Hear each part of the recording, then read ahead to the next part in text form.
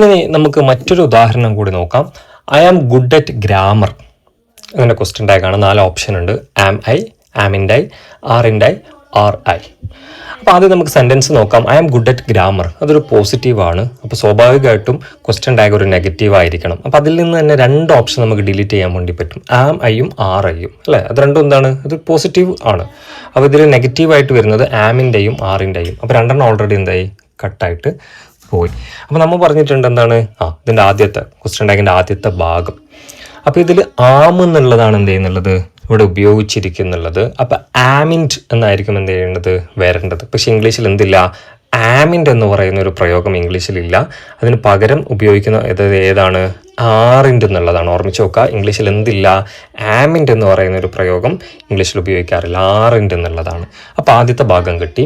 രണ്ടാമത്തത് പ്രൊനൗൺ ആണ്. ഇവിടെ ഓൾറെഡി എന്തുണ്ട്, ഇവിടെ ഓൾറെഡി ഒരു പ്രൊനൗൺ ഉണ്ട്, ഐ എന്ന് പറയുന്ന പ്രൊനൗൺ ഉണ്ട്. അപ്പോൾ അത് തന്നെയായിരിക്കും എന്ത് വരുന്നുള്ളത്, ക്വസ്റ്റ്യൻ ടാഗിലും വരുന്നുള്ളത്. അപ്പോൾ ആറിൻഡ് ഐ എന്നുള്ളതാണ് ഇതിൻ്റെ ഉത്തരം. അപ്പോൾ